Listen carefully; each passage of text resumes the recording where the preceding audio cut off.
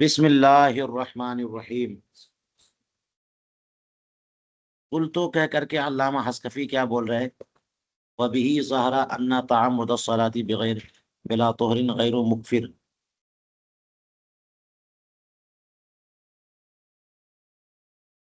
اس سے ظاہر ہوا کہ جان بوجھ کر کے بلا طہارت نماز پڑھنا یہ غیر مکفر ہے، مکفر نہیں ہے، یعنی اس کی وجہ سے تکفیر نہیں ہوگی۔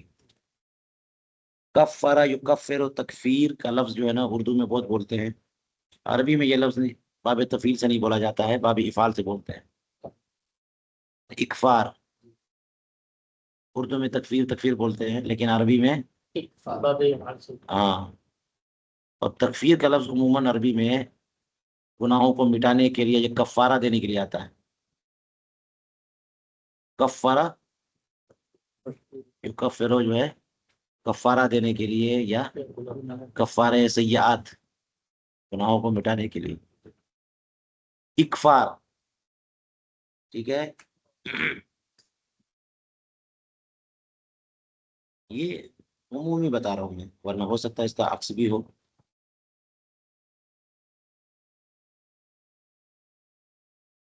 تو کہتے ہیں وَبِهِ ظَهَرَ، اس سے پتا چلا، ظاہر ہوا کہ بلا طہارت کوئی جان بوجھ کر کے نماز پڑھے گا تو اس سے تکفیر نہیں کی جائے گی، وہ کافر نہیں ہو جائے گا۔ اس کا مطلب یہ ہوا کہ ایک قول ہے کہ تکفیر کی جائے گی، یہ انداز بتا رہا ہے نا۔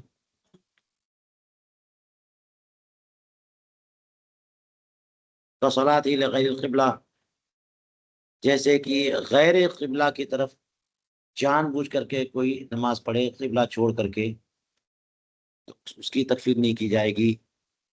او مع ثوب نجس، ناپاک کپڑا پہن کر کے جان بوجھ کر کے کوئی نماز پڑھے تو اس کی بھی تکفیر نہیں کی جائے گی۔ اور یہی ظاہر المذہب ہے، جیسا کہ خانیہ میں ہے۔ خانیہ کیا ہے؟ فتاوی قاضی خان۔ اور سیر الوہبانیہ، وہبانیہ جو ہے کہ کتاب السیر میں ہے، اور وہبانیہ تو منظوم کتاب ہے، پوری فقہ جو ہے اس میں منظوم پیش کی گئی۔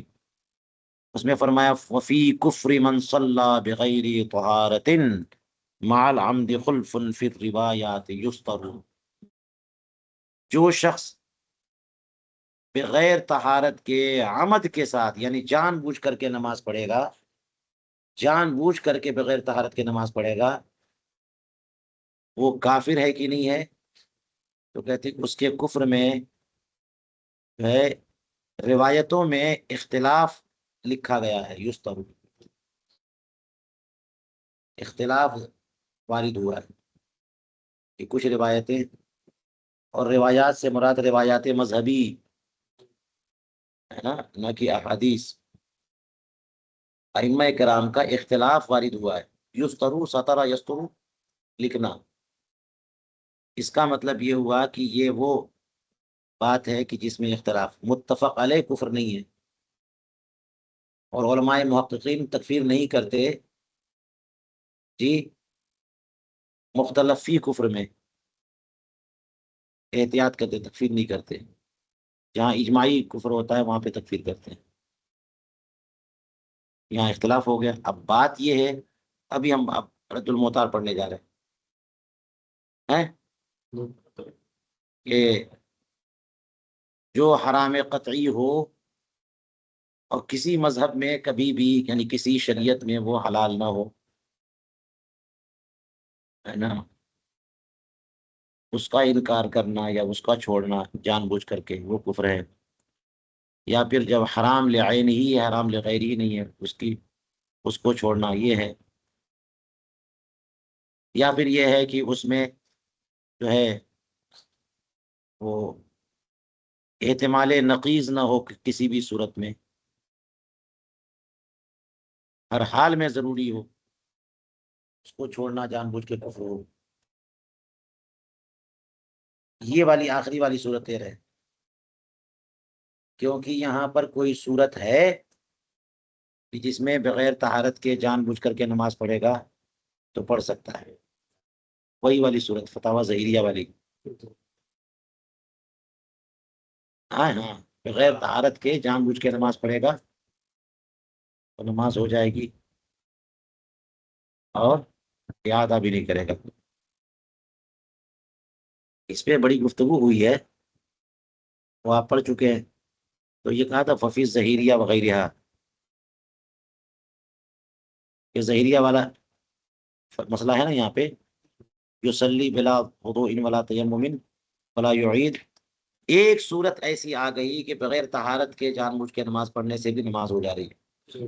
اس وجہ سے یہ عذر نہ ہو اور کوئی بندہ جان بوجھ کر کے بغیر طہارت کے نماز پڑھے، غلط تو کرے گا، کیا اس کی تکفیر ہوگی؟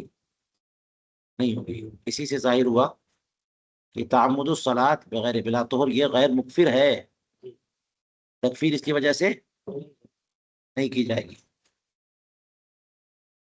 وجہ یہی ہے کہ ایک صورت فتاوی ظہیریہ نے بتا دی ہے، کیا؟ جیسے غیر قبلہ کی طرف رخ کر کے کوئی نماز پڑھے تو نماز نہیں ہوگی، اور جان بوجھ کر کے کرے گا تو نماز نہیں ہوگی تب بھی، مگر اس کی تکفیر بھی نہیں کی جائے گی، کیونکہ ایک صورت ہے یا کئی صورتیں ہیں. غیر قبلہ کی طرف جان بوجھ کر کے کوئی نماز پڑھے، دابہ پر نماز پڑھ رہا حالت سفر میں، حالت خوف میں، جدھر جا رہے ہوں قبلہ تو کسی اور طرف ہے. ثوب نجس میں نماز پڑھنا کہ ناجائز ہے، حرام ہے جان بوجھ کر کے، مگر اس کے علاوہ کوئی کپڑا ہی نہیں ہے، تو وہ صورت نکل رہی ہے نا ایک. لہٰذا وہ صورت نہ بھی ہو، وہ عذر نہ بھی ہو، اور جان بوجھ کے کوئی ایسا کرے گا تو غلط تو کرے گا، تکفیر. پوری بات آپ کے سامنے آ گئی نا. اب آئیے وبہ زہرہ پر علامہ شامی کیا بول رہے ہیں. قولہ وبہ اے بما فی ظہیریہ، یہی میں ہی ضمیر کا مرجع ظہیریہ نہیں لیا ہے، ماں لیا ہے، یہی مذکر ہے نا. بما فی ظہیریہ، جو بات فتاوی ظہیریہ میں لکھی ہے اس سے ظاہر ہوا. لأنہ الذی ینتج ما ذکرہ تحتاوی، تا کو تحتاوی پڑھا کرو یا ما ذکرہ تو کہہ دو، اس لیے کہ یہی خلاصہ ہے، یہی نتیجہ ہے امام تحتاوی نے جو کچھ ذکر کیا اس کا. تحتاوی حاشیہ ہے نا. چلیے یاد دلائیے گا تاکہ تحتاوی بھی میں آپ کو دکھاؤں کسی دن یا آج. چلیے، تو فتاوی ظہیریہ کی عبارت سے ظاہر ہوا کہ جان بوجھ کر کے کوئی بلا وضو نماز پڑھے گا تو اس سے تکفیر نہیں ہوگی. اشار به الی الرد علی بعض المشائخ، میں نے بتایا تھا نا کہ اس عبارت سے اندازہ ہو رہا کہ اس میں اختلاف ہے اور کچھ لوگ تکفیر کرتے ہیں. فرمایا کہ یہ مصنف شارح نے اشارہ کیا ہے اس جملے سے بعض مشائخ کے رد کی طرف، بعض مشائخ نے تکفیر کا قول کیا ہے، ان کا رد کرنا چاہتے ہیں. حیث قال، جبکہ انہوں نے بعض مشائخ نے کہا المختار انہ یکفر بالصلاۃ بغیر طہارت الا بالصلاۃ بثوب نجس والی غیر القبلۃ، کہ بعض مشائخ نے یہ کہہ دیا کہ مختار یہ ہے کہ بغیر طہارت کے کوئی نماز پڑھے گا تو اس کی تکفیر کی جائے گی، ناپاک کپڑے میں نماز پڑھے گا جان بوجھ کر کے یا غیر قبلہ کی طرف جو نماز پڑھے گا جان بوجھ کر کے اس میں نہیں، لا اس میں تکفیر نہیں کی جائے گی، اور بغیر طہارت کے جان بوجھ کے نماز پڑھے گا تو یہ بعض نے. یہاں بھی پتہ چل جاتا کہ وہ بعض مشائخ کون ہے، اچھا ہوتا نہیں، لیکن نہیں بتایا تو ہم بھی زیادہ تحقیق نہیں کریں گے. لے جواز، انہوں نے جو کہا کہ مختار یہ ہے، اس کی وجہ مختار کیوں یہ ہے، اس لیے کہ بعد کی دونوں صورتیں حالت عذر میں جائز ہیں اور پہلی صورت بخلاف الاولی، پہلی والی صورت حالت عذر میں بھی جائز نہیں. فإنه لا يتابع بحال، اس لیے کہ پہلی والی صورت تو کسی حال میں نہیں کی جاتی، پہلی والی صورت پہ عمل کسی حال میں نہیں کیا. لا یؤتا بها بحال. کون والا پہلی والی کچھ غیر طہارت کے بحال کیا مانا؟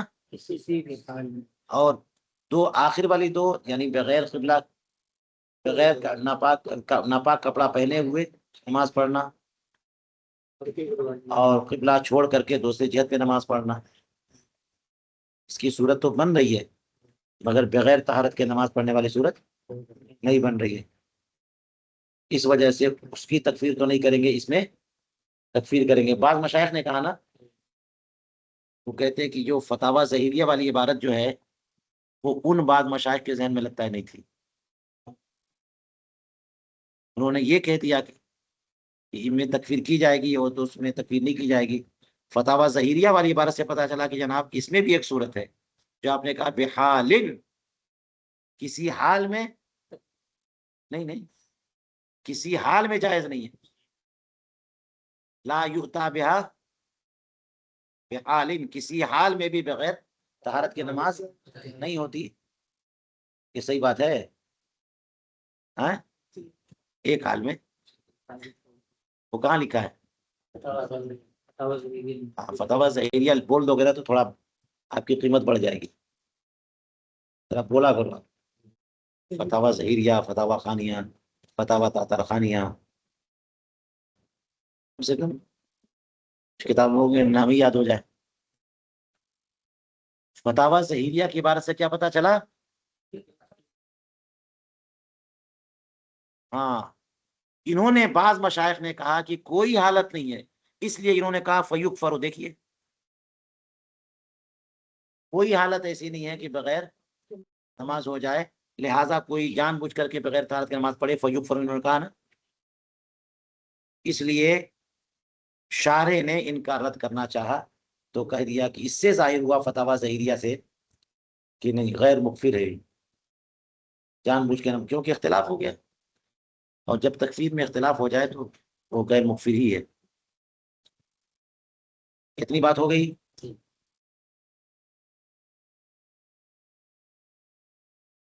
جان بوجھ کے ایسا کرنے کا مطلب یہ ہوتا ہے کہ بندہ انکار کر رہا ہے. جان بوجھ کے کرنے کا مطلب انکار پھر کفر ہو جاتا ہے. پھر آگے دیکھیے اس پہ مزید گفتگو کر رہے ہیں. قال الصدر الشہید وبہ ناخذ, الصدر الشہید نے کہا کہ ہم اسی کو اختیار کرتے ہیں.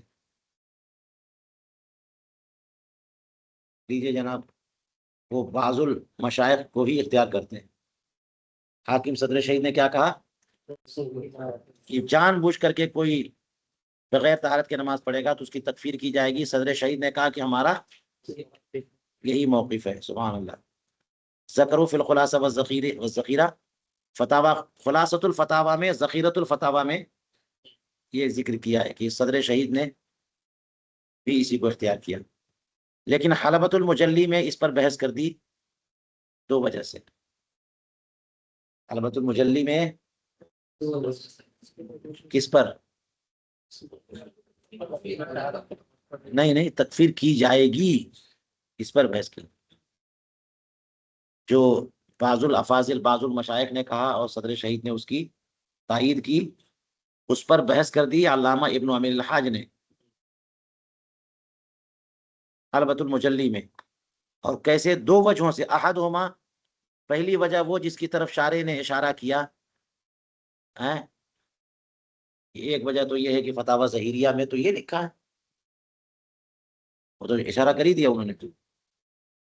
اور فتاوی ظہیریہ میں ایک صورت بتا دی ہے, اور آپ کہہ رہے ہیں کہ جناب غیر قبلہ کی طرف رخ کر کے نماز پڑھنے میں جواز کی صورت ہے, ثوب نجس میں نماز پڑھنے کی جواز کی کوئی نہ کوئی صورت ہے, بلا طہارت نماز پڑھنے کی کوئی صورت.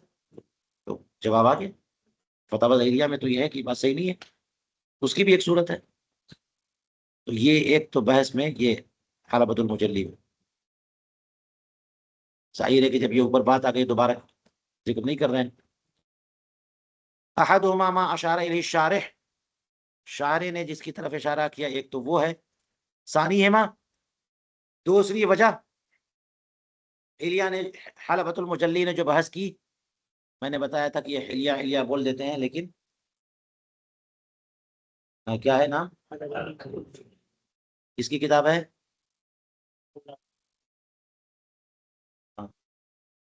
ان کا نام ہے محمد، ان کے والد کا نام بھی محمد ہے، ان کے دادا کا نام بھی محمد ہے، تو محمد ابن محمد ابن محمد ابن عبد الحاج. تو اعلیٰ حضرت کہیں پہ ذکر کرتے ہیں تو محمد محمد محمد کہہ دیتے ہیں، ہے نا. تو حضور کریم علیہ السلام نے بھی کہا تھا کہ کیا تمہیں ٹینشن ہے، اگر تمہارے گھر میں کئی محمد ہو تو نام رکھو میرے نام پر نام. چلیے کہتے ہیں دوسری صورت کیا ہے، دوسری بحث کی وجہ ان الجواز بعذر لا يؤثر في عدم الاکفار بلا عذر لان الموجب للاکفار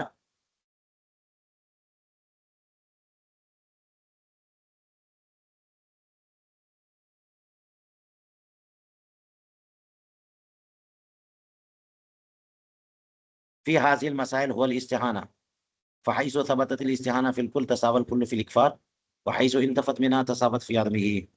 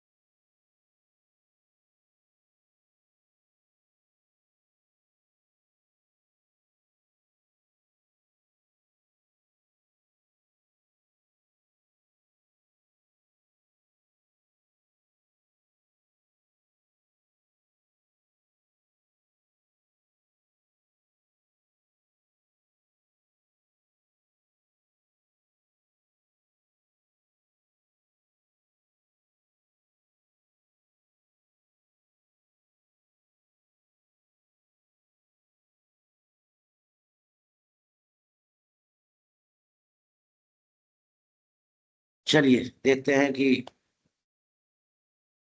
علبۃ المدلی کی بحث اصل میں ہے کس بات پر.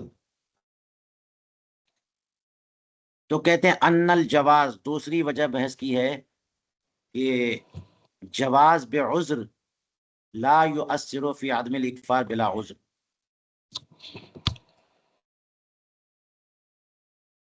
جواز بعذر، ہاں بلا عذر کوئی اگر وہ کرے گا تو اس میں تکفیر نہ کی جائے، اس میں مؤثر نہیں ہے جواز بعذر. اس سے لگتا ہے کہ یہ بحث جو ہے وہ بعض المشائخ کے قول پر نہیں ہے بلکہ علامہ حسکفی کے قول پر ہے. علامہ حسکفی نے کیا کہا کہ تعمد الصلاۃ بغیر بلا طہر غیر مکفر، اس پر بحث ہے. دیکھتے ہیں آگے. دوسری وجہ بحث کی کیا ہے کہ عذر کی وجہ سے جواز، آپ نے وہ لے لیا نا وہاں پر عذر کی وجہ سے جواز ہے، عذر کی وجہ سے جواز، بلا عذر کوئی کرے تو اس کی بھی تکفیر نہیں کی جائے گی، اس میں مؤثر نہیں ہے.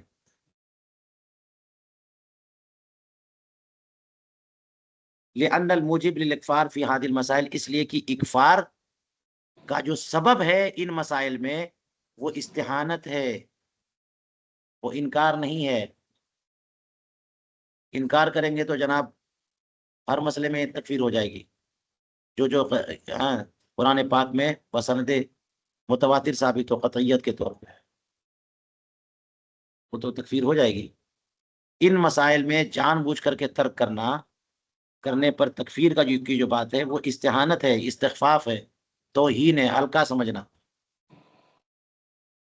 تو موجب للاکفار ان مسائل میں کیا ہے، استحانت ہے، ہلکا سمجھنا، تحقیر.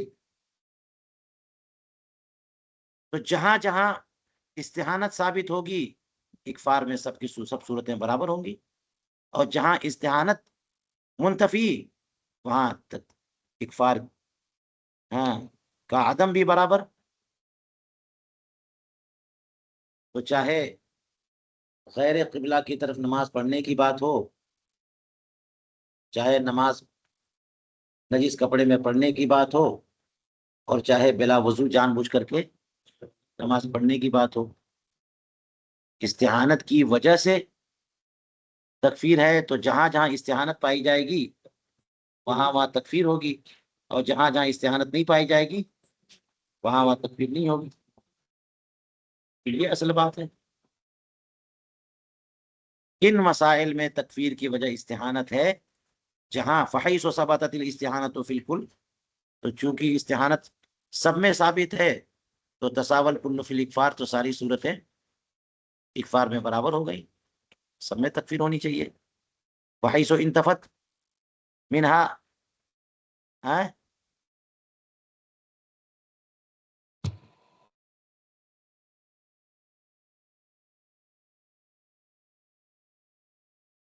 اور جہاں استعانت منتفی ہو جائے جس صورت میں، تو وہ جو ہے عدم اکفار میں برابر ہو جائے گی. وَذَلِكَ لِأَنَّهُ لَيْسَ حُكْمُ الْفَرْضِ لُزُومَ الْكُفْرِ بِتَرْكِهِ، اور یہ اس وجہ سے کہ فرض کا حکم یہ نہیں ہے کہ اس کے ترک سے کفر لازم آتا ہے، اس کے ترک سے تو گناہ لازم آتا ہے. فرض کا مطلب یہ نہیں ہے کہ فرض کا انکار کفر ہوگا، فرض کا ترک کفر نہیں ہوگا. وہی کہہ رہے ہیں لیسا حکم الفرض، فرض کا حکم یہ نہیں ہے کہ اس کے ترک سے کیا لازم آئے، کفر لازم آئے. تو ترک کی وجہ سے تکفیر کی بات کیوں آ گئی؟ ناپاک کپڑا پہن کے نماز پڑھنا یعنی پاک چھوڑا، غیر قبلہ کی طرف نماز پڑھنا یعنی قبلہ چھوڑا. تو ترک کی وجہ سے کفر کی بات کیوں آ گئی؟ ترک کا حکم کفر ہے ہی نہیں، فرض کے ترک کا حکم کفر ہے ہی نہیں، تو لا محالہ یا استعانت وجہ ہے، ترک وجہ نہیں ہے، استعانت وجہ ہے. استعانت کس کو بولتے ہیں؟ ہاں ہلکے میں لے لینا، تحقیر گھٹیا سمجھنا. وَإِلَّا كَانَ كُلُّ تَارِكٍ لِفَرْضٍ كَافِرًا، اس لیے کہ فرض کا حکم لزوم کفر ہے ہی نہیں ترک پر، ورنہ اگر ترک سے کفر لازم آئے تو ہر تارک فرض کافر ہوتا. اور وہ جو حدیث پاک میں فرمایا من ترک الصلاۃ متعمدا فقط کفر، وہ علماء نے یہی کہا فقط کفر تشدیداً تغلیظاً فرمایا گیا. یا یہ مطلب ہے کہ کافروں والا کام کیا، یا یہ مطلب ہے کفر کے قریب پہنچ گیا؟ کسی نے نہیں کہا جناب کہ وہ کافر ہی ہو گیا. ٹھیک ہے، تو فرض چھوڑنے سے کفر لازم نہیں آتا، اگر ایسا لازم آئے تو ہر تاریخ فرض کیا ہو جائے گا؟ جناب اس زمانے میں تو سارے کے سارے مسلمان کفار ہی ہوں گے، الا ماشاء اللہ بول رہا ہے، کیونکہ تاریخ فرض تو عام طور پہ لوگ ہیں نا بڑی آسانی سے فرائض چھوڑتے ہیں، واجبات چھوڑتے ہیں، خالی دوسرے کو پکڑتے ہیں کہ دیکھو وہ چھوڑ رہا ہے، اپنا نہیں دیکھتے، خالی دوسرے کو دیکھتے ہیں. اور نعرہ بھی اس طرح لگاتے ہیں کہ ہمیں اپنی اور ساری دنیا کی اصلاح کی فکر کرنی ہے، اور اصلاح کی فکر صرف دوسرے کی ہوتی ہے. ہر ایک کا حال یہی ہے، اصلاح کی فکر کس کی ہے؟ صرف دوسرے، اپنی نہیں. ہماری اصلاح کی فکر کرو گے نا تو خیریت نہیں ہے. ہماری اصلاح مت کرو، ہم ٹھیک ہے، ہم تو ولی کامل ہے جناب، ہم غلط بھی کہہ دینا تو صحیح ہے ہے کہ نہیں ہے؟ تو چلیے، ہاں کہاں چل رہے تھے ہم لوگ؟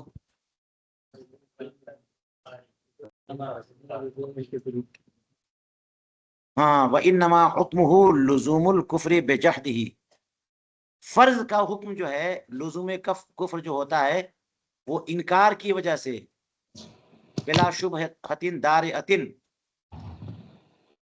ہیں کسی ایسے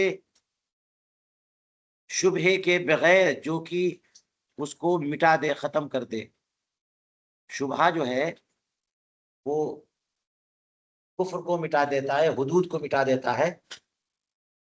ہیں حدود کے بارے میں کہا کیا نا کہ انما الحدود تندرع بالشبہات، شبہات کی وجہ سے حدود ختم ہو جاتے ہیں. تو شبہہ دارئہ وہ شبہہ کہ کفر کو ختم کر دے، تو ایسا کوئی شبہہ نہ ہو اور پھر بھی کوئی انکار کرے تو کفر آتا ہے، کفر لازم ہے. یہ فرض کا حکم یہ انکار پر ہے، ترک پر نہیں ہے. بجحدہ بلا شبہۃ دارئۃ، فرض کا حکم لزوم کفر کب ہے؟ ترک پر نہیں ہے، وہ بھی کون سا انکار؟ بلا شبہۃ دارئہ، اگر وہاں پہ انکار کیا کسی نے اور شبہ ہے تو اس میں انکار بھی کفر نہیں ہے۔ ملخصا یہ جو ہے دیکھنا چاہیے، حلبۃ المجلی میں یہ کہا، اسی کا خلاصہ یہاں لکھا۔ اب اس کو اے کہہ کر کے دیکھیے تفصیل کر، بل استخفاف فی حکم الجہود، اور علامہ شامی کہتے ہیں کہ استخفاف حکم جہود میں ہی ہے، یعنی یہ بتایا کہ فرض کا ترک کفر نہیں ہے، فرض کا انکار کفر ہے، اور اس سے پہلے کہا تھا کہ یہاں پر کفر والی بات استحانت کی بنیاد پر ہوگی، تو اب یہ بات علامہ شامی کہہ رہے ہیں، اس لیے فرما رہے کہ استحانت جو ہے جہود کے درجے میں ہے، استخفاف جہود کے حکم میں ہے، کیونکہ آدمی انکار کرتا ہے تو انکار کے کئی طریقے ہوتے ہیں، ایک یہ ہوتا ہے کہ صاف صاف انکار کرتا ہے کہ ہم نہیں مانتے، اور بہت سارے لوگ جو ہے نا ہمت نہیں ہوتی صاف صاف انکار کرنے کی، یا بڑے ادیب قسم کے لوگ ہوتے ہیں تو اچھے الفاظ میں انکار کرتے ہیں، تو کیسے گھٹیا ہو ہے، کیا اس کی حیثیت، اس کی حیثیت ہی کیا ہے، یہ بھی انکار ہو گیا۔ قرآن پاک نے بھی استخفاف کو انکار مانا ہے،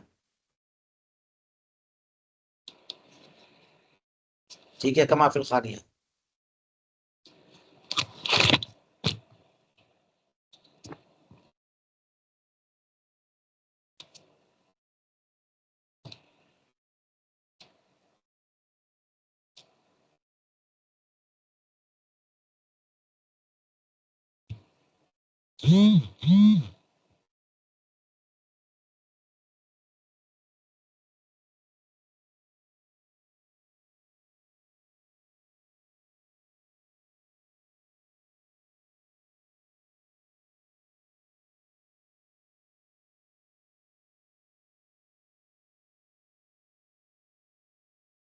اب یہاں تک پڑھنے سے ہم غور کر رہے ہیں کہ علامہ ابن امیر الحاج کی بحث ہے کس پر ہے، تو لگتا یہ ہے، ظاہر یہ ہے کہ یہ بحث جو ہے اصل میں غیر مکفر پر ہے، علامہ حسکفی پر ہے،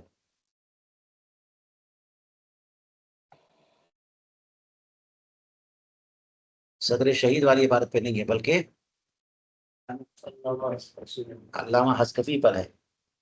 صدر شہید نے تو یہ کہہ دیا، بعض لوگوں نے کہا یا بعض مشائخ نے کہا کہ تکفیر کی جائے گی، جو بندہ جان بوجھ کر کے بغیر وضو کے نماز پڑھے گا تکفیر کی جائے گی، صدر شہید نے اس کو اختیار کیا، اور اس سے پہلے کہا علامہ حسکفی نے یہ تکفیر نہیں کی جائے گی۔ ان دونوں کے بعد علامہ شامی کہتے ہیں کہ حلبۃ المجلی میں اس پہ بحث کی، تو ہم نے سوچا نا کہ کس پہ بحث کی بھائی، تو لگتا یہ ہے کہ اقرب کی طرف ضمیر لوٹا ہے، لیکن اس سے اندازہ ہوا کہ اقرب نہیں مراد ہے، آباد والا مراد ہے، علامہ حسکفی۔ علامہ حسکفی نے کہا تھا کہ تکفیر نہیں کی جائے گی، اس پر اس کی بحث جو آئی سامنے، تو کہتے ہیں کہ دو وجہوں سے بحث، ایک وہ ہے جس کی طرف شارع نے اشارہ کیا، اور اشارے سے مراد مجھے لگتا ہے یہ شعر ہے،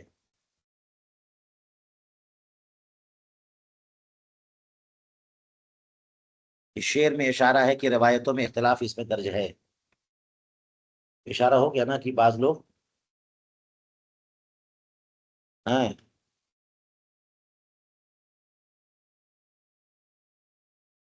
عدم تکفیر کا قول کرتے ہیں، اس کا مطلب ایک قول تکفیر کا بھی ہے، یا ہو سکتا ہے کہ اشارے سے مراد ظاہر المذہب کہا ہے، ظاہر المذہب کا ظاہر کہنا، اس کا مطلب نادر وہ ہے، ٹھیک ہے۔ تو یہ دوسری وجہ جو بتائی وہ یہ کہ علامہ حسکفی کا کہنا کہ غیر مکفر ہے، تکفیر نہیں ہوگی، اس پر بحث ہے کہ کیوں نہیں تکفیر ہوگی، کیوں نہیں تکفیر ہوگی، اس قسم کے مسائل میں جو تکفیر ہوتی ہے وہ استحانت کی وجہ سے ہوتی ہے، کہ جان بوجھ کر کے بندہ جو ہے نا وہ ایک فرض چیز چھوڑ رہا ہے، اس کا مطلب گھٹیا سمجھ رہا، ہلکا سمجھ رہا، تو کسی بھی مسئلے میں استحانت ہے تکفیر ہوگی، استحانت نہیں تو تکفیر نہیں ہوگی۔ یہی نا خلاصہ ہوا. چلیے بات ہو گئی. کما فی الخانیہ حیث قال بعد ذکر الخلاف فی مسئلۃ الصلاۃ بلا طہارۃ. یہ ظاہر المذہب ایسا یہی ہے کہ تکفیر نہیں ہوگی. خانیہ میں ہی لکھا ہے. خانیہ میں کیا لکھا؟ فرماتے ہیں کہ جبکہ نماز بغیر طہارت کے پڑھنے کے معاملے میں فتاوی خانیہ میں اختلاف ذکر کیا، اور اس کے بعد فرمایا کہ وَإِنَّ الْإِكْفَارَ رِوایَةُ النَّوَادِرِ، اکفار نوادر کی روایت ہے. اس کا مطلب ظاہر الروایہ میں کیا ہے؟ تکفیر نہیں کی جائے گی. اور نوادر میں کیا ہے؟ تو ظاہر المذہب یہی ہے، تکفیر نہیں کی جائے گی. نوادر میں تکفیر کی جائے گی جیسا کہ خانیہ میں. فَإِنْ كَانَ عَلَى وَجْهِ الْاِسْتِخْفَافِ، اور انہوں نے پوری بات کہی خانیہ میں. خانیہ ہی کی بات یہ بھی چل رہی ہے کہ اگر یہ استخفاف کے طور پہ ہو، چھوڑنا، فرض چھوڑنا استخفاف کے طور پہ ہو، تو کفر ہونا چاہیے عند الکل، تمام صورتوں میں. یا عند الکل سے مراد تمام ائمہ کرام کے نزدیک. وہ جو ظاہر الروایہ کا فرق بتایا گیا یا اختلاف روایتوں میں ذکر کیا گیا، وہ اختلاف نہیں ہے، بلکہ تمام ائمہ کرام کے نزدیک جو ہے کفر ہوگا. کس صورت میں؟ ہاں دیکھیے خانیہ میں بھی بتایا ایک صورت وہ ہے کہ تکفیر ہوگی. اقول علامہ شامی کہتے ہیں وہذا مؤید لما بحثوا فی الحلیہ، حلبہ، حلبۃ المجلی میں جو بحث آئی ہے اس کی تائید ہو رہی ہے. اس سے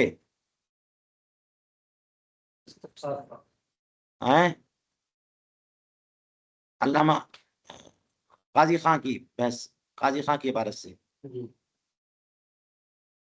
ہاں چلا گیا. قاضی خان کی عبارت سے تو تائید ہو رہی ہے نا علامہ ابن امیر الحاج کی بحث کی تکفیر کیوں نہیں ہوگی. خانیہ نے بھی کہہ دیا کہ اگر استخفاف ہے تو تکفیر ہوگی. بات ہو گئی. لیکن بعد اعتبار کونہی مستخفا ومستہینا بالدین کما علمت من کلام الخانیہ، لیکن یہ تائید کب ہوگی؟ مستخف اور مستہین بالدین ماننے کے بعد. جو بندہ جان بوجھ کر کے بغیر وضو کے نماز پڑھ رہا ہے اس کی تکفیر ہوگی. کب ہوگی؟ جب اس کو مستخف مانے کہ وہ وضو کی کا استخفاف کر رہا ہے اور دین کی توہین کر رہا ہے، ہلکے میں لے رہا ہے، جیسا کہ کلام خانیہ سے آپ کو پتہ چل گیا. اور یہ استخفاف جو ہے وہ بمعنی الاستہزاء والسخریہ بھی، یہ طہارت کا مذاق بنانا اور استہزاء کرنا ہوا یہ استخفاف. ایک وہ استخفاف ہوتا ہے جس کو تھوڑا سا آسان سمجھ لینا. استخفاف کا معنی ہلکا سمجھنا، استہانت کا معنی ہے نا اعتبرہ حینا، ہلکا سمجھ لینا. وہ تکفیر نہیں ہے. لوگوں کے ذہن میں فرض کو فرض مانتے ہیں لیکن ہلکا سمجھ لیا اس لیے فرض نماز چھوڑ دی. اگر ویسے ہی سمجھا ہوتا تو نماز چھوڑتا. تو وہ کفر نہیں ہے. استہانت و استخفاف جو ہے استہزاء کے معنی میں جو ہے وہ کفر ہے، سخریہ کے معنی میں وہ کفر ہے. اما لو کان بمعنی عد ذلك الفعل خفیفا وحینا من غیر استہزاء ولا سخریۃ بل لمجرد الکسل او الجہل فینبغی الا یکون کفرا عند الکل. رہی وہ صورت کہ اس فعل کو شمار کرتا ہو، مانتا ہو خفیف، ہلکا، کہ بہت بڑی بات نہیں ہے، یعنی فرض مان کر کے بھی یہ کہہ رہا ہے کہ فرض چھوڑنے میں، کیونکہ بالآخر آج کل کے کیا ہے، آج کل سنیوں کا کیا ہے طریقہ کہ شفاعت تو وہ صفات کرائی دیں گے، پیر کا نام بڑا ہے تو وہی بات ہے نا کہ چھوڑ دو، ایک آدھ دو فرض چھوڑنے سے کم بہت بڑی بات نہیں ہوگی، کیونکہ آگے تو کام آ جائیں گے نا ہمارے. ہاں شفاعت ہو جائے گی. اور نعت خانوں کا یہ کہ عشق والی ایک نعت پڑھ دیں گے تو کام چل جائے گا. ٹھیک ہے. تو اس طرح سے اگر ہر چیز کفر ہو جایا کرے تو یہ سب کفار میں ہماری بات ہوئی. عملاً اس کو ہلکا سمجھنا. رہی وہ صورت کی اس فعل کو خفیف سمجھے اور ہین سمجھے، یعنی کچھ ہلکا آسان سمجھے، فرض مان کر کے بھی، فرضیت کا انکار نہیں ہے، من غیر استہزاء والا سخریہ، نہ تو استہزاء مذاق بنا رہا ہے، نہ مذاق اڑا رہا ہے، بلکہ محض سستی، کاہلی، کسالت، جہالت، یا تو جانتا نہیں ہے اس کی ہلکا سمجھ رہا ہے، یا جانتا سب کچھ ہے لیکن کاہلی کی وجہ سے جو ہے نا وہ ہلکے سمجھ میں لے لیا اس نے، اور اس لیے اس نے فرض چھوڑ دیا۔ فَيَنبَغِي أَنْ لَا يَكُونَ كُفْرًا عِنْدَ الْكُلِّ، تو اس صورت میں کسی کے نزدیک کل جو ہے کفر نہیں ہونا چاہیے۔ تأمل، اس پر غور کریے، پوری بات سمجھ میں آ گئی؟ ہاں۔ اب یہ جو ہے نا بہت لوگوں میں اختلاف اس زمانے میں ہو جاتا ہے کہ فلاں نے استغفاف کیا، توہین کی، یہ بات ذہن میں رکھیے گا۔ بڑے اس زمانے میں لوگ بہت تیز اختلاف کرتے ہیں، اور یہ والا مسئلہ ہے، توہین والا مسئلہ، پڑوسی ملک میں تو جناب ہر عالم دین نے دوسرے عالم دین کو ثابت کر دیا کہ یہ توہین کرنے والا ہے، کہیں نہ کہیں اس کی ماں پیدا کر کے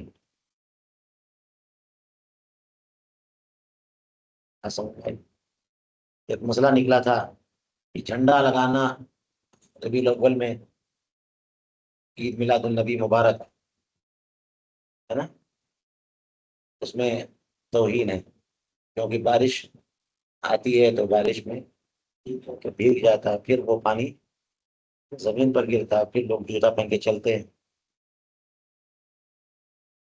توہین ہو گئی، اور توہین کفر ہے، تو جھنڈا لگانا کفر ہو گیا۔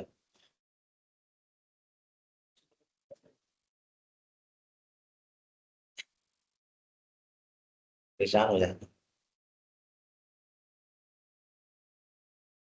نہیں بات، تو آپ لوگ چلتے ہو تو کتنی چوٹیاں دب جاتی ہوں گی،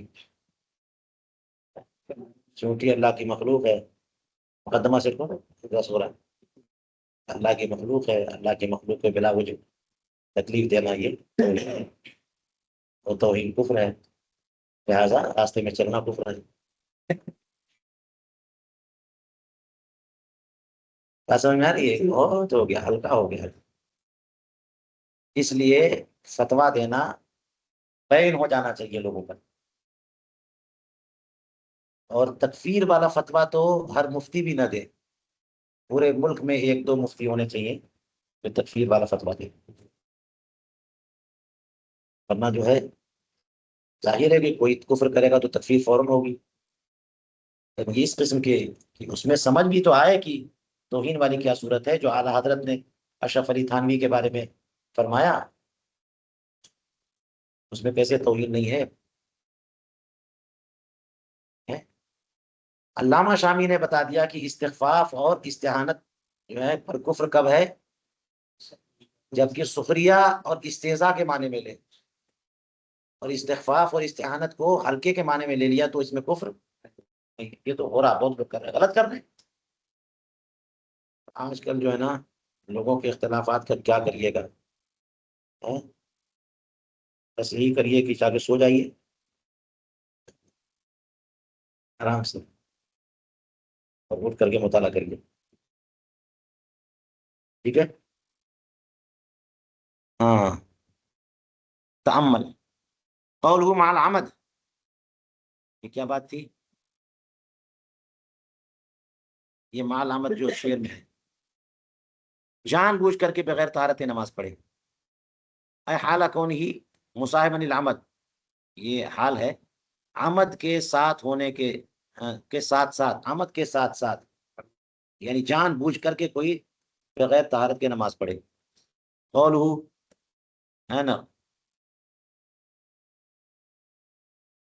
خلف، روایتوں میں اختلاف ہے، یہ کفر ہے کہ نہیں ہے، اے اختلاف بین اہل المذہب، اہل مذہب کے درمیان اختلاف ہے، معتمد عدم تکفیر ہے جیسا کہ ظاہر المذہب ہے، بل قالو، بلکہ معتمد کے تعلق سے محققین نے یہ فرمایا کہ لو وجد 70 روایتا متفقتا علی تکفیر المؤمن و روایت ولو ضعیفتا بعدمہ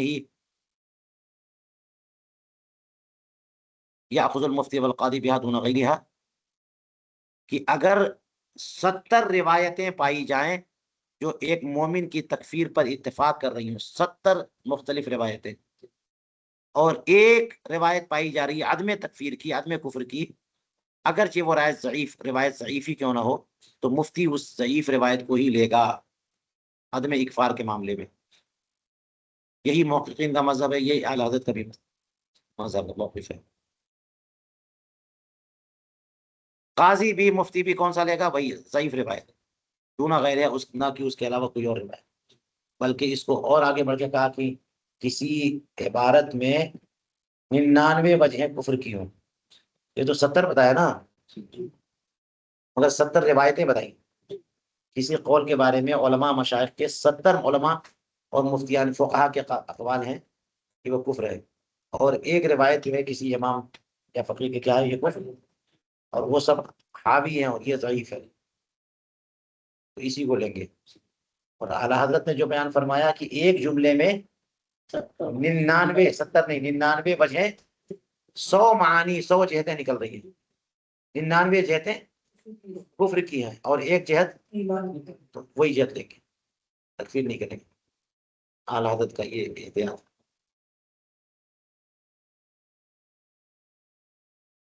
کہتے ہیں والخلاف مخصوصاً بغیر فرع ظہیریہ، اور یہ اختلاف جو ہے نا فرع ظہیریہ کے غیر کے ساتھ مخصوص ہے۔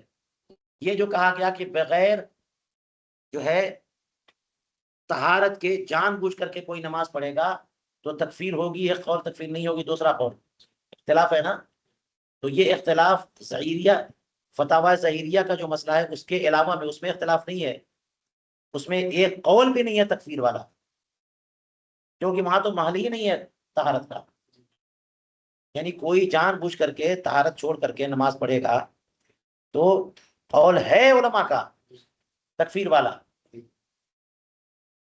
لیکن وہ ظہیریہ والے مسئلے میں نہیں، اس کا ہاتھ ہی نہیں ہے، پاؤں ہی نہیں ہے، سر پیچھے چہرے پہ زخمی ہے، تو بغیر طہارت کی نماز پڑھے گا، کوئی ایک قول بھی ہے اس میں کفر پہ، تو اسی نے کہا کہ یہ جو اختلاف فقہا کا بتایا جا رہا ہے کہ کفر اور عدم کفر میں اختلاف ہے، یہ خاص ہے ظہیریہ والے مسئلے کے غیر کے ساتھ، باقی مسئلوں کے ساتھ۔ اما ہوا رہا وہ مسئلہ کون والا؟ فرع ظہیریہ، فتاوی ظہیریہ کا جو مسئلہ ہے رہا وہ مسئلہ، تو کہتے ہیں وہاں جو ہے وہ تو اس کی نماز واجب ہے، آپ کفر کیسے کہہ سکتے ہیں؟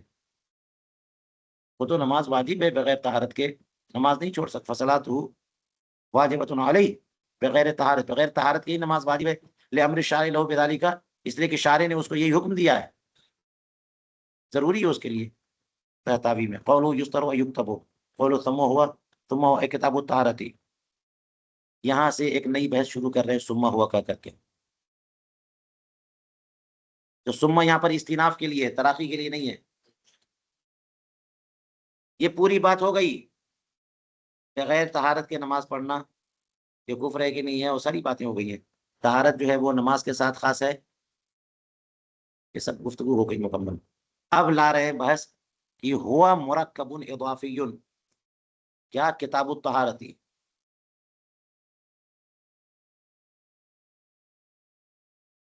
یہ گفتگو ہو رہی ہے کتاب الطہارت کے بارے میں، شروع میں بالکل کہا کتاب الطہارت بسم اللہ کے بعد مضاف مضاف الیہ، کتاب الطہارت کہا نا، تو کہہ رہے ہیں یہ کتاب الطہارت مضاف مضاف الیہ جو ہے، کہتے ہوا مرکب اضافی، یہ مرکب اضافی ہے، مضاف مضاف الیہ، مبتدا او خبر، یا تو مبتدا ہے یا خبر ہے یا فعل محذوف کا مفعول ہے، اب مفعول لفعل محذوف، تین طرح کی ترکیب ہو سکتی ہے، یا تو کہیے ہاذا کتاب الطہارتی، تو ہاذا مبتدا، کتاب الطہارتی مبتدا، مضاف مضاف الیہ مل کر کے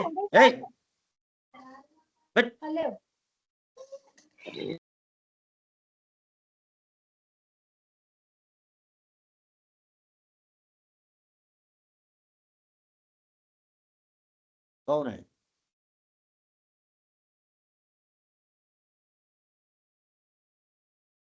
ترکیب کی تین صورتیں کتاب الطہارت میں، ایک ہے ہاذا کتاب الطہارت ہے، تو یہ بھی کتاب الطہارت جو ہے نا کتاب پر ضمہ ہوگا، خبر بنے گی، ہاذا مبتدا کتاب الطہارت خبر، یا اسی کو الٹ دیے کتاب الطہارتی ہاذا، یعنی مضاف مضاف الیہ مل کے مبتدا اور ہاذا محذوف مقدر خبر۔ اور تیسری صورت ہے کہ فعل محذوف کی کا مفعول بنائیے خود، اس طرح کا کوئی نکال لیجیے، اقرا کتاب الطہارتی یا خذ کتاب الطہارتی ہے فعل محذوف کا مفعول، تو کتاب الطہارتی مفعول ہوگا۔ کہتے ہیں فَإِنْ أُرِيدَتْ تعداد، یہ در مختار پڑھ رہا ہوں ابھی، اگر اس سے تعداد مراد ہو، یہ تین صورتیں ہیں کہ یہ ترکیب میں داخل ہے، تو پہلی دونوں صورتوں میں کتاب الطہارتی جو ہے نا مرفوع ہے، اور آخری والی صورت میں منصوب ہے۔ ایک اور صورت بتا رہے ہیں فَإِنْ أُرِيدَتْ تعداد، اگر تعداد مقصود ہے تو بنیا علی السکون، تو سکون پر مبنی علی السکون ہے، مبنی وَكُسِرَ تخلصا من الساکنین، اور اس سکون پر کسرہ دے دیا جائے گا اجتماع ساکنین سے بچنے کے لیے، ہے نا۔ اس کا مطلب کیا ہوا کہ تعداد مقصود ہے، کبھی کبھی تعداد سے مراد شمار کرنا ہے نا، کہ کتاب الطہارتی، کتاب الغسل، کتاب الوضوء، کتاب الحیض، کتاب النفاس، کتاب الصلاۃ، کتاب الزکوٰۃ، کتاب الصوم، کتاب الحج۔ بعض لوگ تو ذیلی عناوین ہے وہاں بھی کتاب لگا دیتے ہیں، حالانکہ عام طور پہ فقہاء کتاب نہیں لاتے بلکہ باب یا فصل لاتے ہیں، باب التیمم، باب المسح علی الخفین، تو کتاب اس طرح سے کتاب الطہارت، کتاب الصلاۃ، کتاب الزکوٰۃ، یہ جتنی شروع سے آخر تک کتاب الوصایا، کتاب الفرائض کہا، اس سے شمار مقصود ہے، 1 2 3 4 5 6 7 8، یہ شمار مقصد ہے، تو جب شمار مقصد ہے تو یہ ترکیب میں آئیں گے نہیں، اور جب ترکیب میں واقع نہیں ہوں گے تو مبنی علی السکون ہوں گے، ساکن ہوں گے، جیسے احد، اثنان، ثلاث، اربع، خمسہ، ستہ، سبع، ثمان، تسع، عشر کہتے ہیں نا، ترکیب میں واقع نہیں ہے تو مبنی علی السکون ہے۔ یا اسی طرح سے حروف جارہ یا حروف، یہ مبنی علی السکون ہے، ترکیب میں واقع نہیں ہے، من، علی، فی، الی، بات سمجھ آئی؟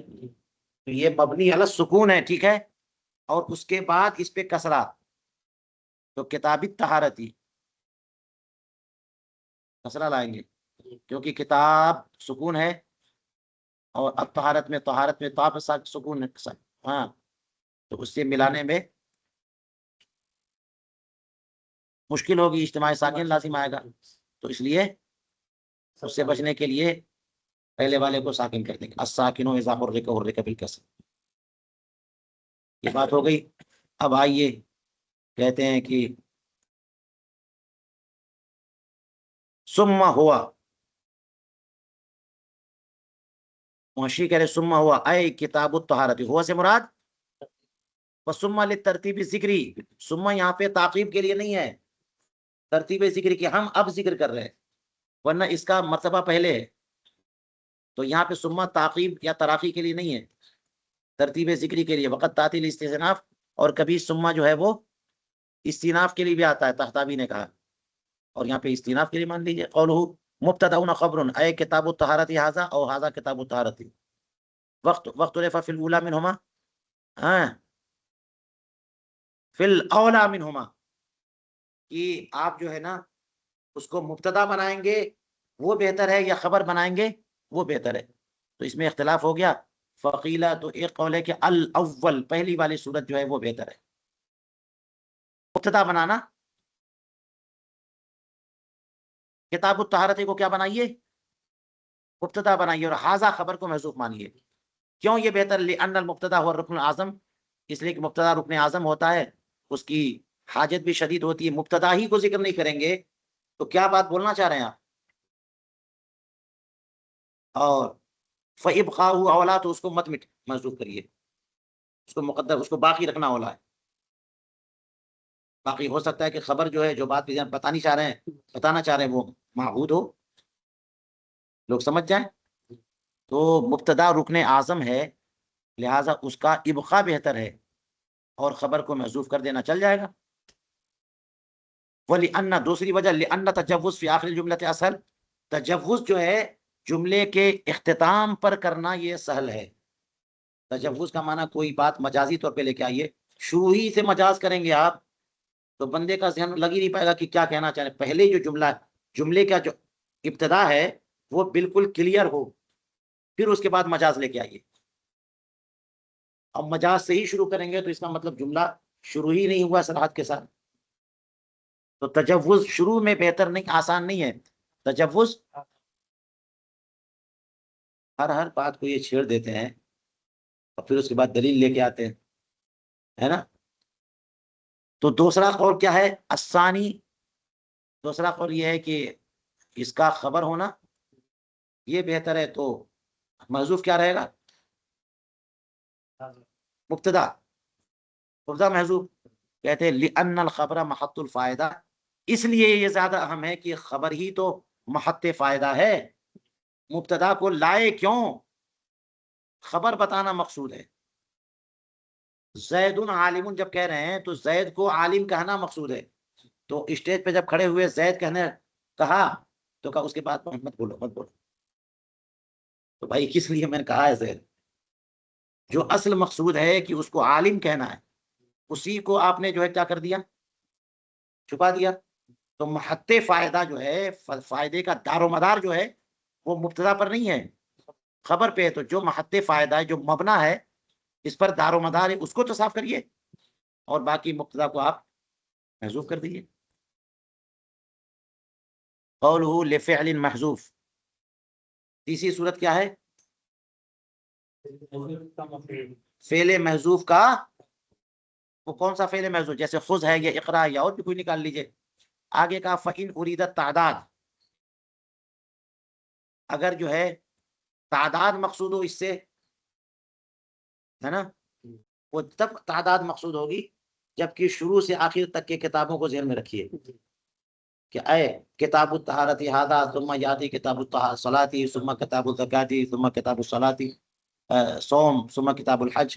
تو اور اگر صرف یہ بحث ہو تو جناب کہاں تعداد مقصود؟ یعنی کتاب الطہارت، اب مسائل طہارت کیا ہے. تو اگر تعداد یعنی شمار کرنا مقصود ہو، اے تعداد ہو مال کتب العاتیہ، آنے والی کتابوں کے ساتھ اس کو شمار کرنا بلا قصد اسناد، بغیر کسی اسناد کے ارادے کے کہ یہ طہارت کی کتاب ہے. یہ سب کوئی اسناد مقصود نہیں، بلکہ کتاب الطہارت، کتاب فلاں، کتاب فلاں، یہ مقصود ہے. کل اعداد المسرودہ، جیسے کہ اعداد مسرودہ میں ہوتا ہے، اسناد نہیں. جب آپ 1 2 3 4 5 6 7 8 9 10 بولتے ہیں، جب شمار کرتے ہیں تو اعداد مسرودہ میں صرف شمار مقصود ہے، کیا 1 کیا 2 کیا 3 یہ نہیں. اسی لیے وہاں پر سکون ہوتا ہے نا، احد اثنان ثلاثہ کا خمسہ ستہ سبع ثمان، اس لیے وہاں پہ سکون. قولہ بنی علی السکون، تو اگر تعداد شمار کرنا مقصود ہے تو مبنی علی السکون. کیوں؟ لشبہہ الحرف فی الاہمال، کیونکہ ایسی صورت میں یہ لفظ کتاب جو ہے حرف کے مشابہ ہو جائے گا اہمال میں، نہ کہ اعمال میں. حرف جو ہے وہ محمل ہوتا ہے، کوئی معنی اس کا نہیں ہوتا جب تک کہ آپ نہ ملاؤ، اور وہ اعمال عمل آتا بھی نہیں اس پہ، من پر کوئی عمل نہیں، فی پر کوئی عمل نہیں، آخر پہ اعلیٰ ہی رہے گا ہمیشہ. بات سمجھ میں آئی؟ تو اہمال میں حرف کے مشابہ ہو جائے گا کون؟ کتاب لفظ. تو جیسے اس پہ کوئی عمل نہیں من پر، اسی طرح سے کتاب پر بھی تو مبنی علی السکون. طحطاوی نے کہا یہ سب باتیں، اور علامہ کوہستانی نے اضافہ کیا وَيَجُوزُ الْفَتْحُ عَلَى النَّقْلِ، کہ نقل والی صورت میں فتحہ بھی جائز ہے. یہ پوری گفتگو جو ہو رہی ہے وہ کتاب الطہارت پہ ہو رہی ہے، اس پہ ہو رہی ہے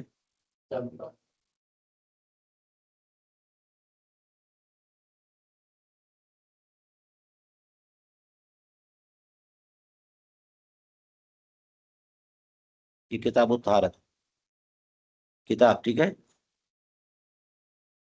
تو شروع کی 2 صورتیں کتاب ضمہ مرفوع، تیسری والی صورت میں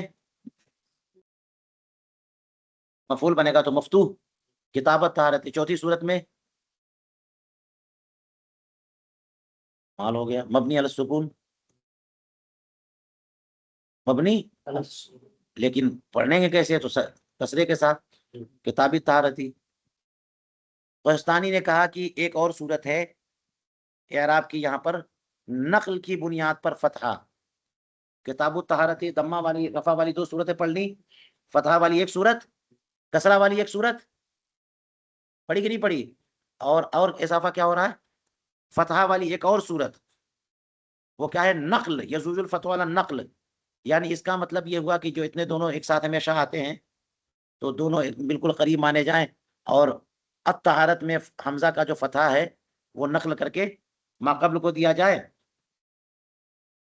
ٹھیک ہے، الطہارت میں حمزہ پر جو کیا ہے؟ فتحہ ہے کہ نہیں ہے؟ تو اتصال کی وجہ سے کیا کریں گے؟ اس کا حمزے کا فتحہ نقل کر کے با کو دیں گے. تو اس طرح کتاب الطہارتی کتابو تھا، کتابو الطہارتی کو ہے آ کا حرکت نقل کر کے ما قبل کو دیا، کیا ہو گیا؟ تو نقل کی بنیاد پر نقل حرکت حمزہ اما بعد، اور کیا کیا؟ وزم علی الحذف، اور حذف کی بنیاد پر ضمہ. انہوں نے کہا کوہستانی نے یہ وہی پہلی والی 2 صورتیں ہیں کہ مبتدا کو حذف مانیے تو خبر بنا کے مضموم، اور خبر کو حذف بنائیے محذوف مانیے تو مبتدا بنا کے مضموم. انتہا کوہستانی کے بعد مکمل ہوئی.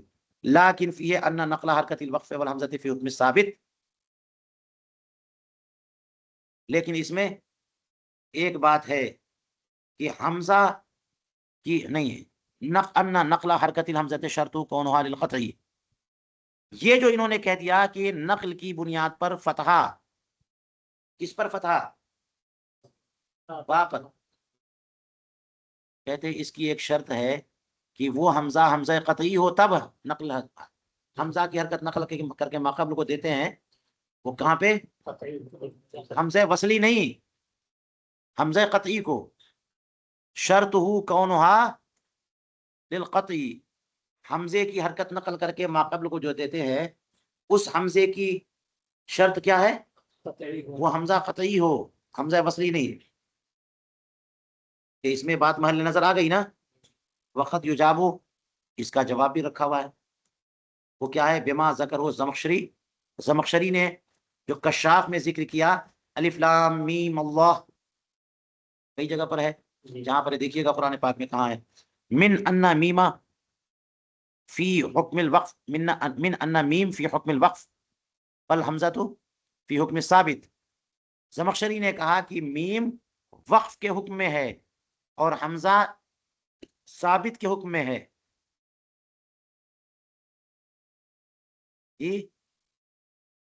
میم جو ہے کس حکم میں ہے؟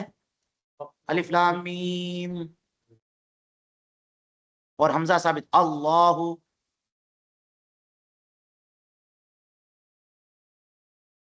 تو جب حکم ثابت میں حمزہ، اس میں جلالت کا حمزہ حکم ثابت میں ہے جی، یعنی قطعیت کے درجے میں، معرب باللام والا نہیں ہے کہ وہ قطعی نہیں وصلی ہوتا ہے، وہ ساقط ہو جاتا ہے. تو یہ قطعی درجے میں ہے. وَإِنَّمَا حُذِفَتْ تَخْفِيفًا، تو اس کو حذف کر دیا گیا تخفیف کے طور پہ.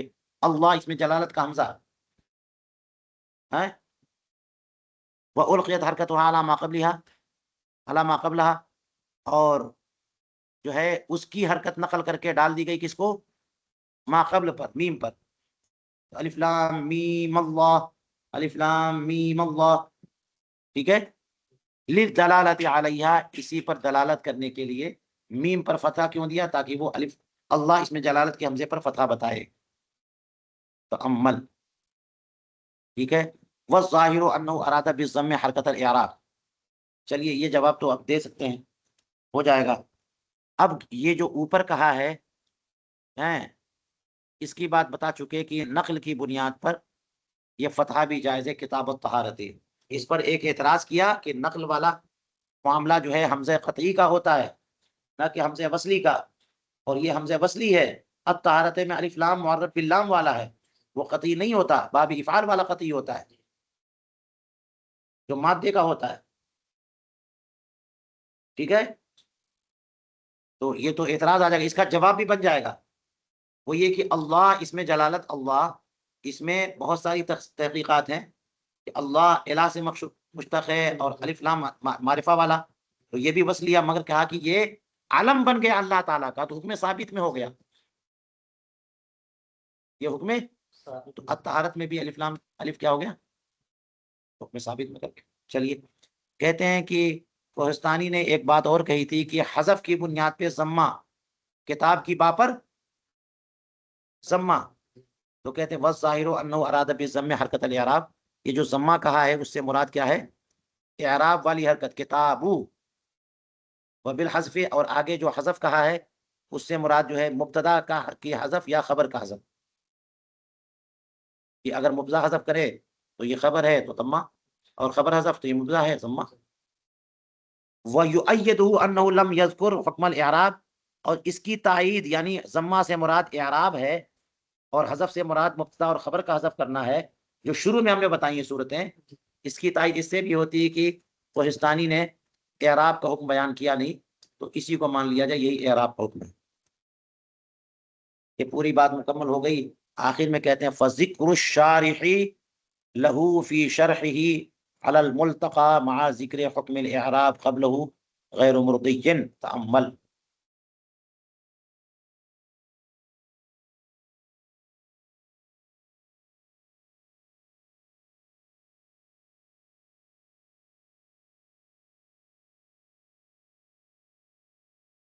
تو شارح نے ملتقى کی شرح میں جو ہے اس کا جو ذکر کیا ہے وہ ذکر پسندیدہ نہیں ہے۔